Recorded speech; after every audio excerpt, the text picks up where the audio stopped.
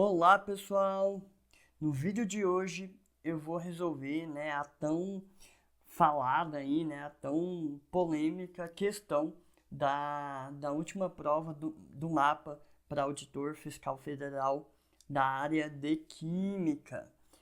Fica com a gente aí nos próximos minutos, a gente vai trazer detalhes dessa questão, tá? Que certamente ajudarão na sua preparação para este concurso. Para quem ainda não me conhece, eu sou o Diego Souza, sou professor de Química na Científica Concurso e também perito criminal. E no vídeo de hoje, como já adiantei, vou resolver essa polêmica questão aí, tá? Em detalhes para vocês. E já convido vocês a deixar o like no vídeo, se inscreverem, compartilhar também esse conteúdo com outros colegas que precisem. E uma última dica aqui, antes da gente começar a questão, aproveitem aqui na descrição desse vídeo, vocês vão encontrar um link, depois da videoaula, claro, vocês vão encontrar um link para vocês baixarem o nosso e-book com várias dicas e estratégias, um e-book gratuito aí para ajudar vocês também na preparação para a prova discursiva, do tão sonhado concurso do mapa. Beleza? Então, vamos nessa para a questão. Vamos então, pessoal, resolver aqui, a questão para o cargo aí de auditor fiscal da área de Química do último concurso do mapa. Já te adianto que foi uma questão bastante complicada, complexa, tá? Via de regra, as questões discursivas tendem a cobrar mais a capacidade do aluno em botar no papel um determinado conhecimento do seu edital, tá? Então, em geral, não se torna muito complicado o que é perguntado, porque muitas vezes o objetivo é entender, avaliar se esse candidato tem capacidade de passar para o papel algum conhecimento técnico dele, tá? Mas não foi o caso dessa questão. Acho que é um ponto fora da curva, eu diria, porque veio cobrando ali espectrometria de massa e espectroscopia no infravermelho, não que não fossem técnicas prováveis para a prova discursiva, de fato mas dentro desse assunto veio sendo cobrado ali detalhes muito específicos, tá? Então, eu diria aqui que é aquele tipo de prova que pode acabar levando o órgão a não preencher o número de vagas, porque ainda que o cara saia bem na prova objetiva, eventualmente ele pode escorregar e não atingir a nota mínima em uma prova discursiva como essa. Mas é óbvio que quem estiver se preparando com a gente vai se preparar não só para as questões mais corriqueiras, mas para questões complexas como essa, tá? Dito isso, feito essa contextualização, vamos aí para a questão. Olha só. Na análise de determinada amostra de um alimento, surgiu um composto desconhecido que, após ser purificado, apresentou o espectro de massa indicado. Tá aqui o espectro de massa. Observe que o espectro de infravermelho deste composto mostrou picos significativos conforme tabela abaixo. Tá aqui a tabela. Considere todos os dados em centímetro a menos 1. Demonstrou também um bando de estiramentos CH alifático entre 2.879 e 2.979 centímetros a menos 1. Discorra sobre como é possível, através dos dados apresentados, promover a identificação desse composto desconhecido.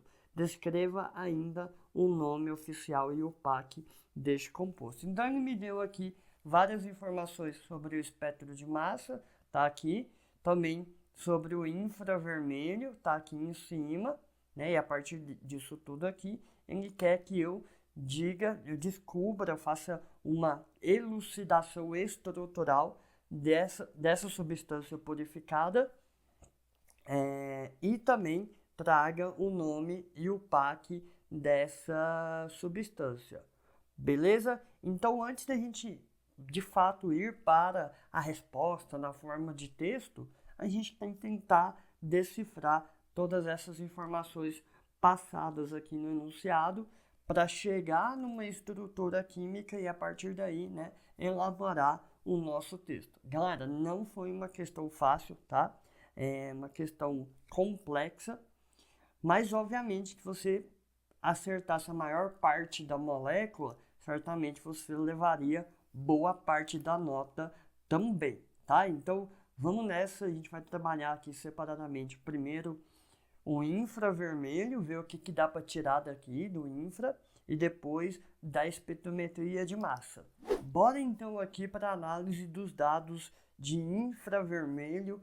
Quem é meu aluno, estuda comigo essa parte instrumental, a gente tem alguns bizus ali, que são as línguas e as espadas, né? As línguas para estiramento OH, a espada é a vibração ali da carbonila de 1700 a 1800.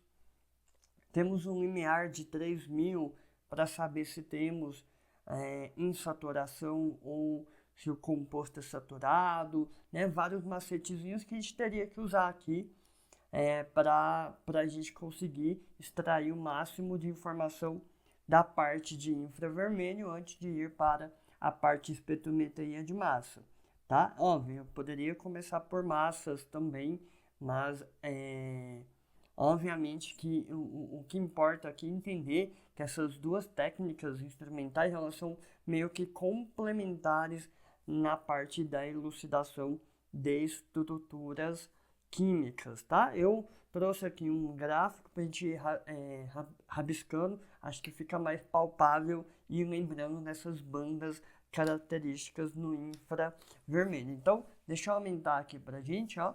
Vamos nessa. Pessoal, olha só, nessa região aqui,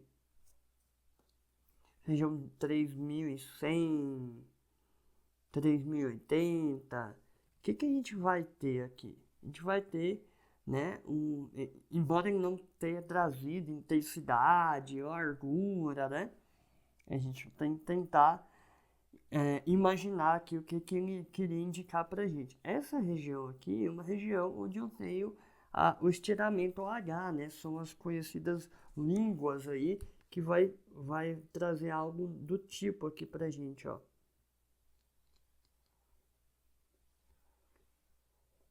Então, essa região aqui indica para mim a presença de hidroxila. Beleza?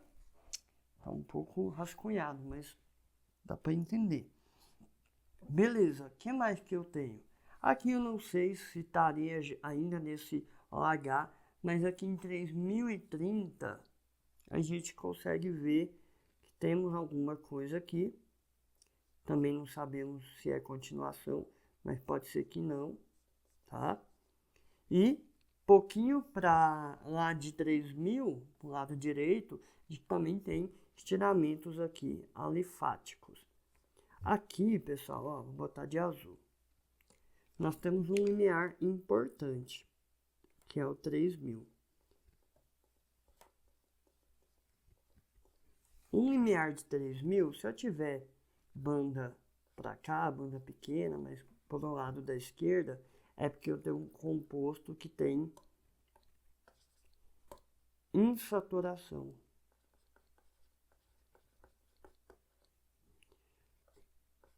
Estiramento CH para o lado direito de 3000, ou seja, menor que 3000 em número de onda, eu vou ter composto saturado. Diego, mas aqui parece que tem os dois. Pois é, pode ter parte da cadeia saturada, parte da cadeia insaturada, e aí eu teria para os dois lados.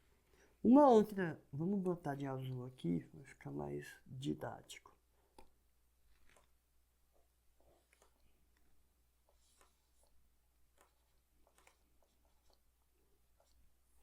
Uma outra informação importante que a gente vai ter aqui é a análise conjunta de duas regiões, de 1450 a 1650. Então, nessa região aqui, ó, até aqui, e olhar também de 900 a 650, ou seja, olhar daqui até mais ou menos aqui. Essas duas regiões, quando eu tenho bandas nas duas regiões em simultâneo, é porque eu tenho um composto aromático. E vamos ver se isso acontece. Então, ó, deixa eu anotar aqui só os valores para a gente não esquecer. 1650 a 1450, mais ou menos, né, de 900 a 650. Então, a gente tem aqui, ó, nessa região, ó, três picos. Provavelmente algo do tipo aqui, ó. 3 picos aqui. Já tem mais 1449, talvez seja ou não, mas 3 picos aqui já ajuda. E já entre 650 e 900, a gente tem aqui, ó, basicamente 2 picos. Deixa eu ver se é isso. 2 picos, 691. Isso mesmo, a 746.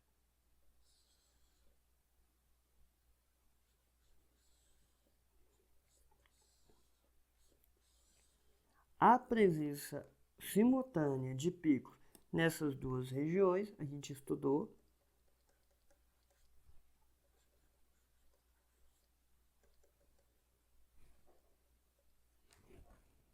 Isso aqui traz para a gente que trata-se de aromáticos. Beleza, então já sei que é um aromático. O que mais que dá para saber aqui ainda sobre o aromático? Na região de 2000 a 1700, que é essa região aqui, ó,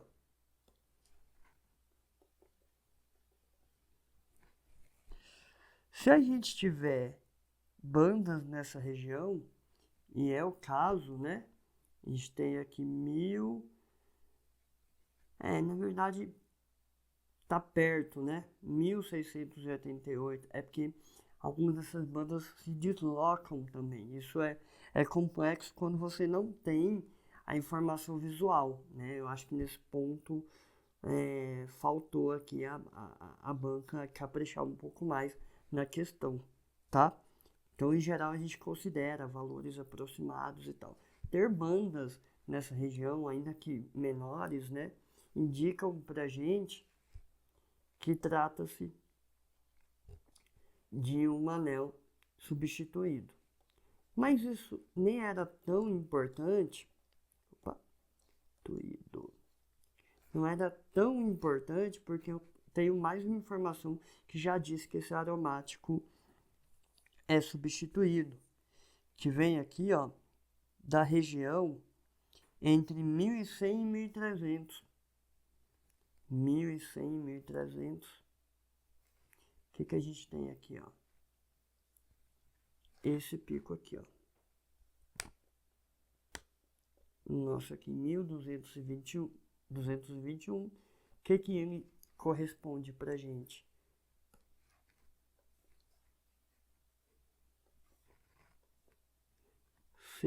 CO. Diego, não tem uma carbonila, não? Não tem, pessoal, porque aqui entre 1700 e 2000, ele não falou aqui de uma banda, né, acentuada, que seria uma banda da carbonila, seria a espada, né? Ela não está presente aqui a espada, pelo menos ele não evidenciou isso, tudo bem? O que mais de informação que a gente pode pegar aqui do infra que poderia ajudar? Acho que essas informações até aqui, pessoal, já são bastante úteis, né? Então eu tenho aqui, ó, CO, tenho OH, então provavelmente eu tenho um H aqui, ó. E eu tenho um aromático. Então, provavelmente se trata de um fenol. Não consigo trazer muito mais informação que isso, né? Aparentemente ele é substituído, não ficou muito claro, tá? Mas como eu disse, pessoal, em geral, nas questões aqui de infravermelho, a galera traz o espectro de infravermelho. Aqui eles foram muito econômicos aqui, eu acho que chegou ao ponto de atrapalhar mesmo a falta dessa informação dentro da questão. Mas não daria para ter certeza se é substituído ou não, mas já consigo ver que trata-se de um aromático que tem CO e tem OH, então muito provavelmente temos um fenol. É a informação completa que eu preciso? Não, está muito longe disso, né? E a gente já trabalhou muito aqui a interpretação de poucos números que ele me deu no infravermelho. Mas agora vamos para o espectro de massa, tá? Para ver se a gente consegue, né, captar mais informação. Então, olha só, chegue mais. Não, vou deixar para depois, a gente volta aqui. Vamos já para o espectro de massa. Galera, o que a gente tem aqui no espectro de massa? A gente tem o íon molecular 134, então eu já sei que a minha molécula tem massa molecular de 134. Isso aqui já é uma informação para mim, tá? Uma outra informação seria para a gente aqui, pessoal, deixa eu ver aqui. Um outro detalhe aqui, mas esse ficou complicado aqui pra gente, tá? Lembra da parte que a gente estudou de fazer elucidação da fórmula molecular a partir do espectro de massa, né? Descobrir a fórmula molecular. A gente pega o íon molecular e trata ele como 100% e relativiza os demais. E aí o que acontece? Por exemplo, eu tenho um pico aqui, ó, M mais 1. Não sei se dá, ficou pequeno, né? Deixa eu aumentar. M mais 1. Pessoal, fazendo no papel aqui, de forma bem cuidadosa, a gente observou, tá? Que esse pico M mais 1 aqui é mais ou menos 1/9, né? Do maior que nós temos aqui, ó. Do íon molecular, tá? Cerca aí de mais ou menos, né, de 9 vezes. E aí o que acontece aqui, pessoal? Melhor dizendo aqui, pessoal, em torno de 10 vezes, tá? Quando eu fiz isso aqui como é que fala? No papel, com bastante ampliação, a gente viu que esse pico menor de M mais 1 é em torno de 1/10 do maior, tá? Ou seja, 10% de abundância em relação ao íon molecular. Isso aqui ficou muito ruim de enxergar, tá?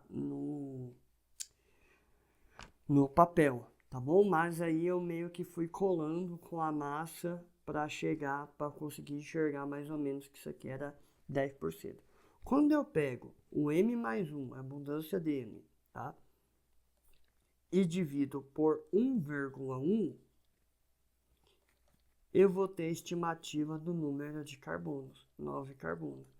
Diego, carbonos. Por que isso? Por conta da abundância do carbono 13, né? Que é uma unidade de massa maior do que o carbono 12.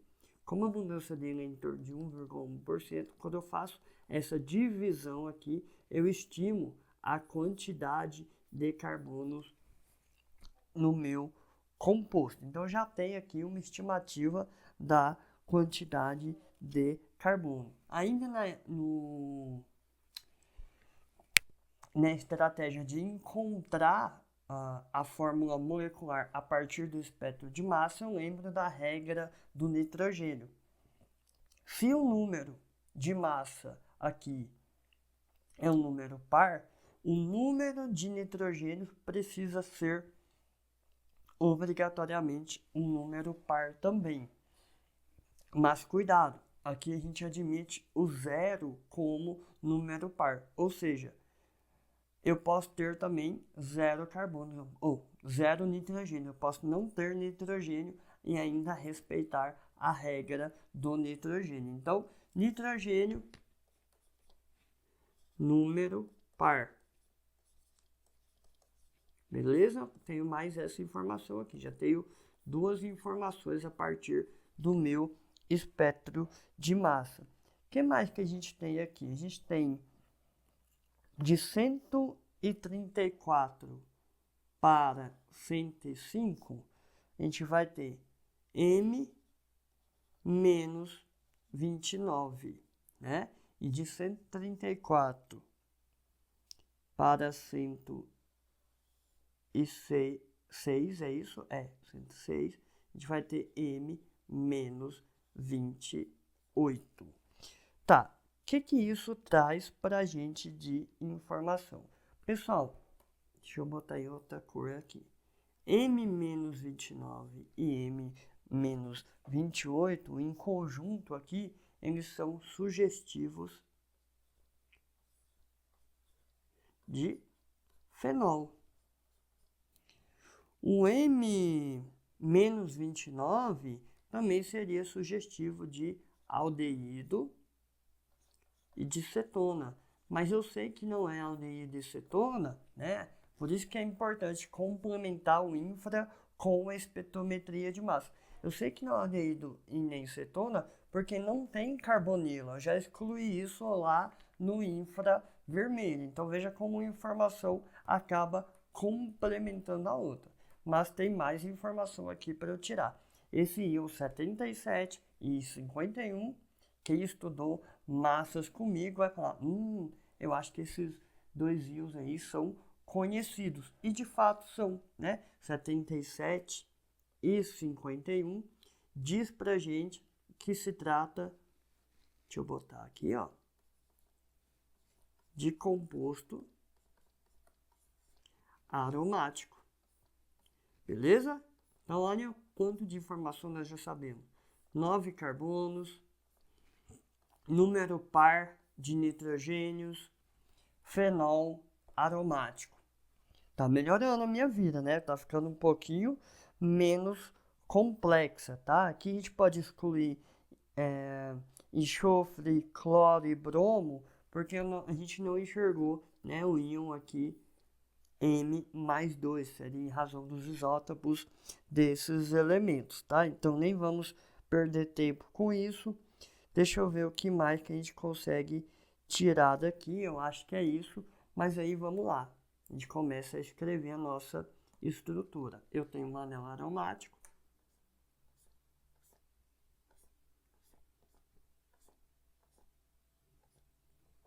Eu tenho um fenol. Beleza? Só aqui, o que eu já tenho aqui, ó? Eu tenho... Deixa eu botar os hidrogênios aqui. Se fosse só isso aqui, eu teria 6 carbonos. Teria um OH e teria 1, 2, 3, 4, 5 hidrogênios. Será que dá o nosso 134? 6 vezes 12 vai dar 72. 16 mais 1 vai dar 17. Mais 5. Então, 72 com 17 vai dar 89, com mais 5, 94. Acho que é isso. 94.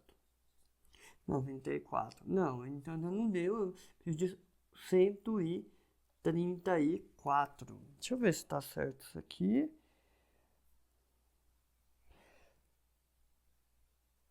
6 carbonos. Acho que aqui eu errei, hein? 6 vezes 12.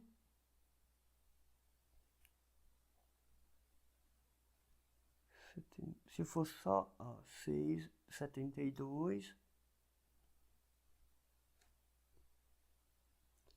Isso mesmo, é? Mais 5 daria 77. 77. 77, 6. Fazer mais um, 78. Não, tá certo. 94. E ainda falta, então, seria 40, né? 40, 10, 104, isso, mais 40. Mas aí tem um detalhe que eu tô esquecendo, agora sim. Aqui eu botei só 1, 2, 3, 4, 5, 6 carbonos, mas são 9 carbonos. É por isso que tá dando tanta diferença, tá? E aí, pessoal, o que acontece? A falta do M-18, né? M-18 diz para mim, né? Diz para mim, eu não tenho M-18. Se eu não tenho M-18, isso aqui diz para mim que esse anel não é ortossubstituído, porque o fenol na posição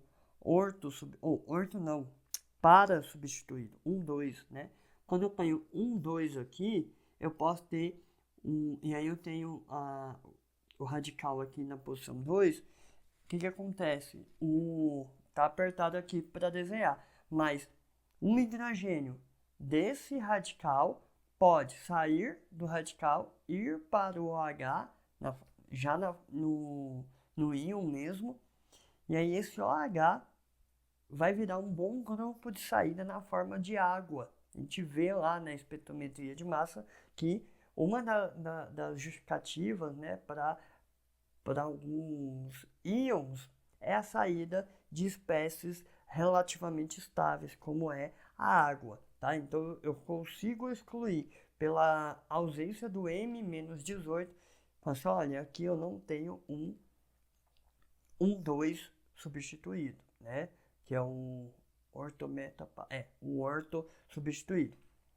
Então, só pode ser meta ou para. Só que eu não consigo resolver entre meta e para aqui na espectrometria de massa. Vou ter que voltar lá no infra, tá? E ver se eu consigo, por lá, descobrir se é meta ou se é para. Se é um 3 substituído ou se é um 4 substituído. Então vamos nessa, vamos voltar aqui, ó. Vamos ver o que a gente consegue descobrir. Para diferenciar, né, o orto do para, ou para ajudar, aqui na verdade não é dúvida entre orto e para, seria entre meta e para. Eu vou olhar uma das regiões do aromático, que é essa região de 650 a 900. Nessa região, quando eu tiver somente um pico maior,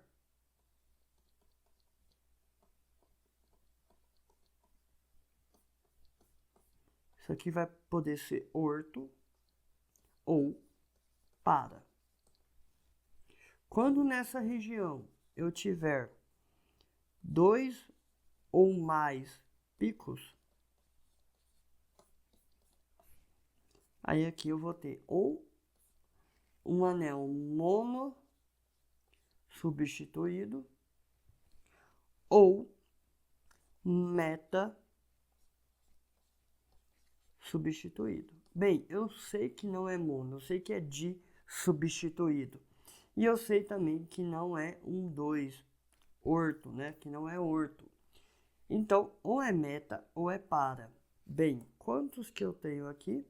Eu tenho 2 ou mais picos aqui. Então, trata-se de um composto meta, tá vendo? Então, como eu consigo, né, ir intercambiando informações para chegar na elucidação correta da minha estrutura. Então, vamos nessa, vamos agora voltar aqui para a espectroscopia de massa, sabendo que trata-se de 1,3, ou seja, meta substituído. O que eu vou fazer? Eu vou apagar o hidrogênio aqui nessa posição e vou botar os carbonos que faltam. Ele já botou 6, então eu tenho mais um e mais um. Só que eu aumentei, ó, do 94 eu tirei um hidrogênio, caiu para 93. Mas eu aumentei 12, 24, 36. Então a gente foi para 99 com mais 30, 129. Para 134 falta 5 hidrogênios. Só tenho 5 hidrogênios para colocar. Nem adianta eu testar nitrogênio. Por quê? Porque 5 unidades de massa atômica não vai dar um nitrogênio que pesa 14. Então, eu sei que nesse caso, o número de nitrogênios neste composto é igual a 0, tá? E aí vamos para o nossa complementação. Põe 1 e 1. Faltam 2 para serem colocados. Bem, eu poderia botar mais 2 aqui já, ó. E aí faltaria hidrogênio para esses outros 2 carbonos. O que acontece? Eu preciso completar com uma dupla. Aí sim bate o meu 134. Mas aqui aparece uma outra dúvida, né? Por isso que eu falo que a questão não é simples. Olha só, essa dupla deveria ficar aqui ou aqui? Eu posso movimentar, né? O hidrogênio. Bem, aqui me demandaria mais conhecimento ainda sobre espectrometria de massa, né? Sobretudo da parte de alcenos terminais. Aí você vai lembrar da aula do professor que em alcenos terminais, um íon importante é o íon alílico. E por que o íon alílico é importante? Porque ele vai dar ali um fragmento, né, uma razão massa-carga considerável. Então, vamos aqui, né, apresentar o íon alílico aqui. O que eu esperaria dessa saída? Se ele fosse terminal, eu teria isso aqui, ó.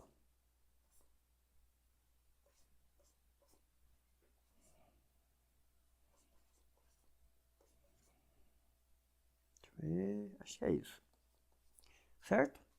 E aí eu teria a saída do íon alílico, que seria uma ruptura aqui, ó.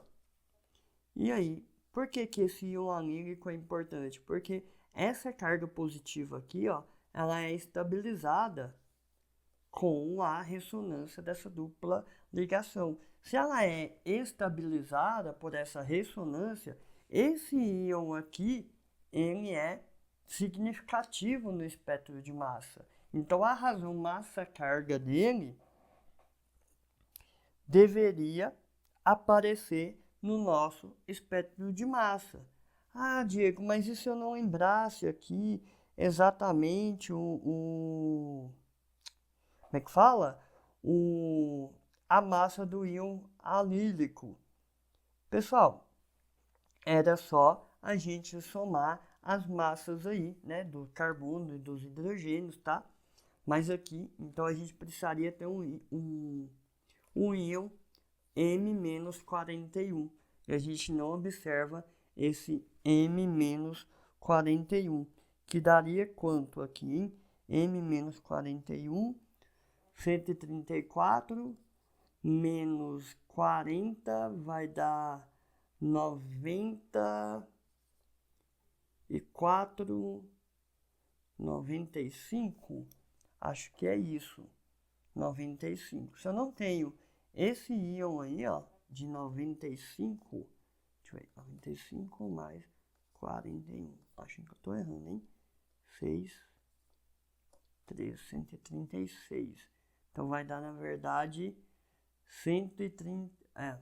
93, foi mal, pessoal. Mas mesmo assim, se fosse 95, né? A gente não observa esse íon aqui. Se eu não observo esse íon aqui, o íon alílico, é porque esse meu composto não é um alceno terminal. Pegaram aí, pessoal?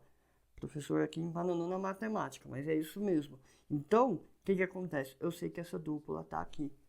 Ufa, né? Cheguei no meu composto e aí falta eu só dar o nome e até a nomenclatura, né, do danado, ela era muito atípica, porque eu tenho um radical, um radical mesmo, né, que se diz insaturado, que não é muito comum de ser cobrado em concurso. Mas paciência, estamos aqui para acertar essas questões, para aprender e para acertar. Então eu tenho aqui um radical que eu tenho que dar nome para esse danadinho aí, né? Eu tenho, ó, 1, 2, 3, met, et, prop. Eu tenho de radical prop. Posição da dupla. Aqui eu começo a contar do carbono mais perto aqui, ó, da cadeia principal. Prop 1N, que é a posição da dupla. E por onde ele se liga, né, na cadeia principal, é onde eu vou botar a terminação il, 1-il, tá bom? Então esse é o nome do nosso radical. Tá, eu coloco entre parênteses porque eu preciso indicar aonde ele aparece na minha cadeia principal. 1 é o OH, função principal, fenol. 2 está aqui, aqui é 3. Então, se liga a partir do carbono 3. 3, esse radical, fenol, que é a minha função junto com a cadeia principal, né? Fenol. Esse é o nome do nosso composto, seguindo as regras aí da IUPAC. Galera, não é fácil, tá? Não é fácil. A gente trabalha isso no nosso preparatório de discursiva, que é preparar você quando você não sabe a resposta por inteiro, o que você tem que fazer, né? Qual as melhores estratégias para tirar o máximo dessa questão, beleza? Agora sim, finalmente eu consigo, com base em toda essa interpretação, eu consigo ir de fato para o texto. Vamos nessa? Então a gente começa da seguinte forma. No caso em tela, foram apresentados resultados analíticos de espectroscopia no infravermelho e de espectrometria de massa, que quando analisados em conjunto permitem a identificação da substância questionada. Até aqui eu não disse muita coisa não. Eu só disse, né, que ó, no caso em tela, então eu puxo, né, na situação de estudo de caso, eu puxo o enunciado para dentro do meu texto, tá? E aí eu digo, ó, foi apresentado infravermelho, espectro de massa, e a partir dos dois eu consigo dizer qual é a substância. A partir daí a gente começa de fato a responder o primeiro comando, né? A parte 1 aí. Discorra sobre como é possível, através dos dados apresentados, promover a identificação desse composto desconhecido. Parte 1, né? O infravermelho. Vamos lá. As bandas significativas observadas no espectro infravermelho da substância são características que indicam a presença de grupos funcionais. Aqui eu estou só dizendo um pouquinho do princípio, né? De como usar essas informações para encontrar a molécula. Nesse sentido, olha o articulador do discurso aqui, ó. Nesse sentido, as intensidades relevantes apontadas em 3100 e 3030 sugerem a presença do grupo hidroxila graças ao estiramento OH. É a presença da língua aqui, né? Ponto. Já o pico 1221 está compreendido na região do estiramento do CO. A gente discutiu isso também. Ademais, bandas intensas em 691 e 746, região em que se observa CH em aromáticos, em conjunto com a presença de estiramentos em 2800 e 2979, indicam se tratar de um composto aromático e substituído. Por último, em havendo 2 ou mais picos entre 900 e 650, infere-se tratar de uma substituição do tipo meta, beleza? Então, isso aqui são as principais informações que eu consegui retirar da espectroscopia no infravermelho. Ainda no primeiro comando, a gente vai discorrer como é possível correlacionar agora com a espectrometria de massa.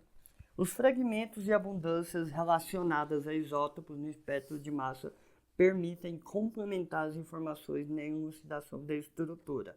Então, não é só os fragmentos, mas também a questão dos isótopos, né? Como foi o caso do carbono, que ajudou a gente a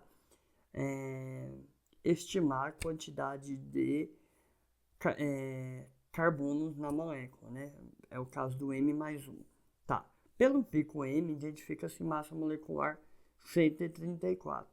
Já pela regra do nitrogênio, sendo M um número par, o composto deve ter número par de nitrogênio, admitindo zero como possibilidade.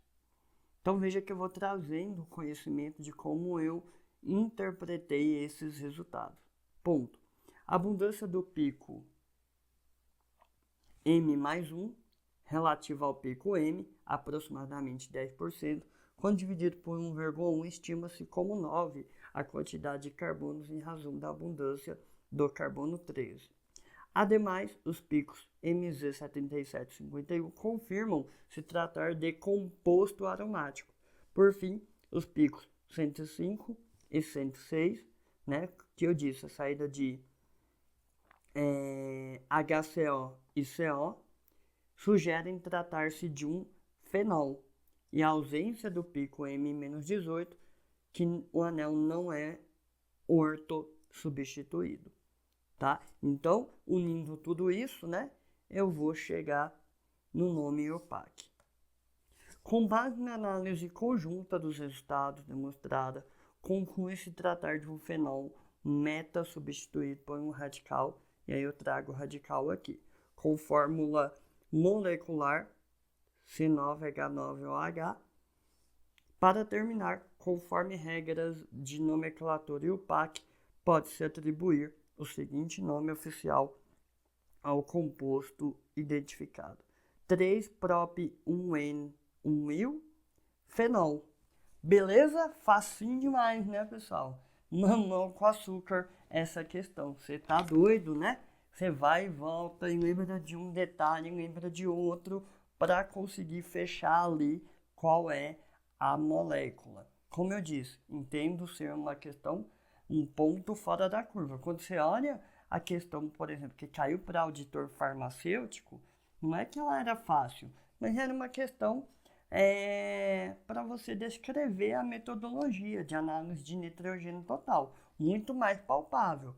Se ele me pede, por exemplo, para descrever o princípio da espectrometria de massa, da cromatografia, ou uma metodologia de análise por cromatografia, ou no infravermelho, a obtenção do espectro, por exemplo, em cristal de ATR, né, você entende que é algo mais palpável, mais fácil da pessoa ter uma noção e botar no papel. Aqui, né, ter uma noção não era absurdamente difícil, mas chegar exatamente na molécula, sim, isso exigia do candidato muita informação,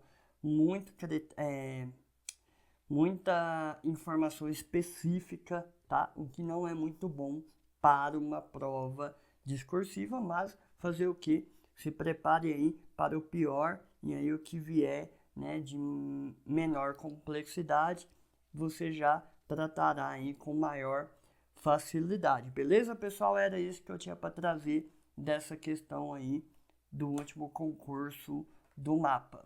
Pessoal, e para finalizar, eu abro aqui um rápido parênteses para mostrar um pouquinho aí de quem de repente ficou interessado em se preparar com a gente de forma mais completa, ainda mais estratégica para essa prova discursiva que é tão importante, né? Eu trago aqui todas as ferramentas e conteúdos que estão presentes nos nossos preparatórios completos aí, que é específico para o mapa, nesse caso, para o cargo de auditor fiscal agropecuário, e é específico por especialidade, por formação, tá? Então, olha só tudo que você vai encontrar, né? Discussão detalhada, pegar a caneta, dos critérios aplicados da correção, estratégias de estruturação dos parágrafos de forma ainda mais completa do que a gente trabalhou aqui, com mais exemplos, o que o corretor vai buscar no seu texto, a aplicação de palavras-chave e também conectores lógicos para aumentar a sua nota. A gente detalha o que são essas palavras-chave que vão aumentar o match ali, né? A coincidência com o padrão, e uso também de conectores lógicos para ajudar, né, na parte de coesão e coerência. Como conseguir a melhor nota possível quando não se sabe muito sobre o assunto, né? Parece vender milagre aqui, mas não, você precisa ter estratégia para quando você não conhece o tema, não conhece o assunto, não conhece muito bem o que está sendo pedido, né? A calma vai ser a melhor atitude que você vai precisar, né, ter nesse momento crítico, mas há estratégias de como você arrancar o máximo dessa nota ainda sabendo bem pouco, tá? Foi o que aconteceu comigo na PCDF, em uma das 4 questões, ainda consegui 70% de aproveitamento nessa questão. Foi o que aconteceu com o professor Magno, também aqui da Científica Concursos, em uma questão de estatística muito diferente do que a gente havia preparado os nossos alunos, mas tanto ele quanto eu, né, nesses concursos que isso aconteceu, a gente conseguiu, né, fazer de um limão limonada, a gente conseguiu ser aprovados para esses cargos que a gente concorria. A gente traz essas estratégias dentro do material completo para vocês. Tá? Dezenas de questões de provas anteriores, 15 questões inéditas por especialidades. Então, a depender da especialidade, né, algumas vai ter mais questões inéditas, como é da química e farmácia, mas no mínimo 15 questões inéditas para cada especialidade. Elaborado por professores experientes, especialistas em cima de tópicos quentes, tópicos prováveis para o próximo concurso do mapa. Para quê? Porque se cair um tema que você já estudou conosco, você já dispara, né? Já começa lá na frente, porque você já vai ter praticado, vai ter lembrado da sua resposta depois dos detalhes extras que de repente você não comentou, mas estavam lá no padrão de resposta do professor. Beleza? Então, mais essa vantagem aí. E, né, tanto são 2 e-books, tá, pessoal? Tanto o e-book 1 quanto o e-book 2, cada um acompanhado de uma videoaula. O e-book 1, ele vem mais ou menos até aqui, ó, tá? Essa parte mais das estratégias gerais é comum às especialidades de auditor fiscal federal, mais o e-book 2, né, que traz aqui, ó, as questões inéditas, é específico por especialidade. Então aqui a gente vai ter uma videoaula para esse e-book,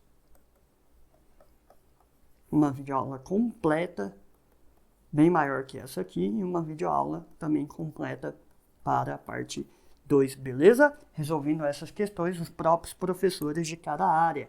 E a vantagem aí, vocês vão ter descontos até dia 15 de outubro, tá aí o detalhamento dos valores, tá? E o link para quem quiser saber mais, para quem quiser adquirir esses e-books. Beleza? E como a gente trabalha também, né? Aqui a gente vai ter para a maior parte quase todas as especialidades, né? Médico veterinário, zootecnista, químico, farmacêutico, agrônomo. E a mentoria, por enquanto, trabalhamos aí, né? Mais especificamente para o cargo de químico e farmacêutico. Aqui já envolve, né? Teoria, videoaulas, aí a parte mais de estudo mesmo, de preparação, plano de estudo personalizado, acompanhamento por mentor. Não vou, né, detalhar aqui, mas vocês podem saber mais dos planos a partir do link. Tá aí também valores promocionais por tempo limitado. Todos os nossos alunos da mentoria a qualquer momento podem adquirir os pacotes com discursivas inéditas pela metade do valor, tá? Essa é um bônus aí para quem é aluno nosso da mentoria. Beleza, pessoal? Pessoal, então era isso que a gente tinha para trazer no dia de hoje. Espero que tenha ajudado bastante aí as estratégias de preparação, as questões inéditas que a gente apresentou, tá? Vou deixar aqui meus contatos para quem ainda não me segue. Segue a gente lá pelo Instagram, pelo Telegram e também YouTube. Segue a gente também no canal da Científica no Instagram. A gente passa várias dicas aí para os concursos da área técnica, científica. Certamente a gente pode continuar trazendo muito conteúdo aí para ajudar vocês nessa preparação, beleza? Vou ficando por aqui, um forte abraço e até a próxima!